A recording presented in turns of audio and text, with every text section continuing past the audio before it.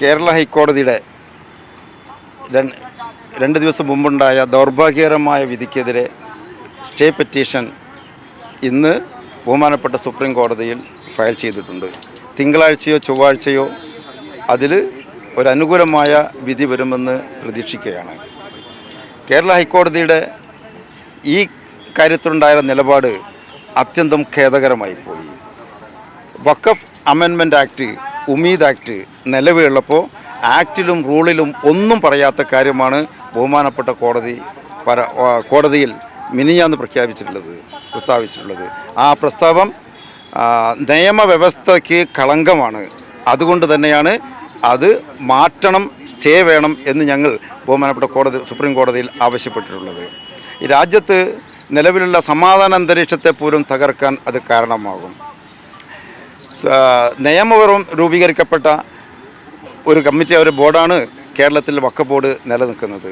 ആ വഖഫ് ബോർഡിൽ ചോദ്യം ചെയ്തിട്ടുള്ളത് 2 നോൺ മുസ്ലിങ്ങളെ അപ്പോയിൻറ്റ് ചെയ്തിട്ടില്ല എന്ന കാരണം പറഞ്ഞാണ്. മറ്റൊരു കാരണം പറഞ്ഞിരിക്കുന്നത് ജോയിൻറ്റ് സെക്രട്ടറി റാങ്കിലുള്ള ആളുടെ നിയമനം ശരിയായില്ല എന്നാണ്.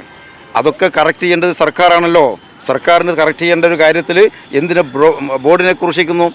അപ്പോൾ കേരളത്തിലെ BJPയും കേരളം ഭരിക്കുന്ന ഗവൺമെൻറ്റും തമ്മിലുള്ള ഒരു അവിശുദ്ധ ബാന്ധവം ഇതിൽ നിന്ന് വളരെ വ്യക്തമാണ്.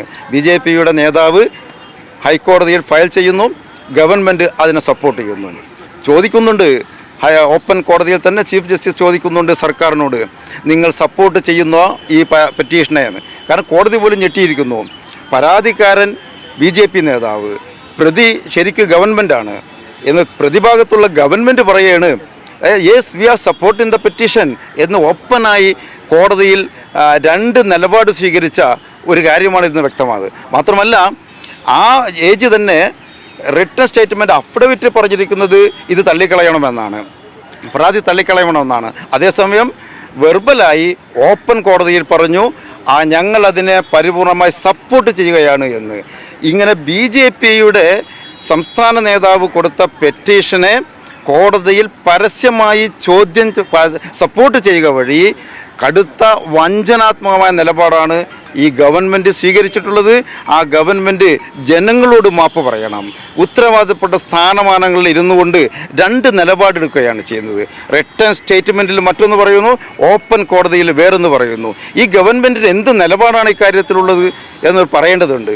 ഇതിനു മുമ്പുണ്ടായിരുന്ന ഗവൺമെൻറ്, ഇപ്പോഴത്തെ ബഹുമാന്യമായ പ്രതിപക്ഷ നേതാവ് ആദ്യം കേരളത്തിൽ മുഖ്യമന്ത്രിയായിരുന്നപ്പോൾ എടുത്തൊരു നിലപാടുണ്ട്.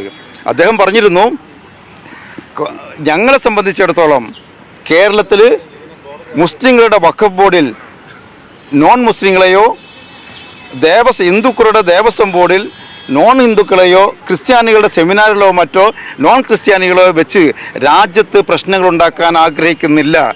ഈ നിലപാട് ഒരു മതനിരപേക്ഷ സമൂഹത്തിന് ഏറ്റവും ഉദാത്തമായ ആ നിലപാടുകളെപ്പോലും കാറ്റിൽ പറത്തിക്കൊണ്ട് വാദിക്കുകയും മാത്രമല്ല അത് BJPയുടെ പരാതിയെ സപ്പോർട്ട് ചെയ്യുക, പരസ്യമായി സപ്പോർട്ട് ചെയ്യുക വഴി BJPയും ഭരിക്കുന്ന ഗവൺമെൻറ്റുമുള്ള അണ്ടർസ്റ്റാൻഡിംഗ് ആണ്, ഡീലിംഗ് ആണ് ഇതോടുകൂടി പുറത്തു വന്നിട്ടുള്ളത് എന്നതൊരു യാഥാർത്ഥ്യമാണ്.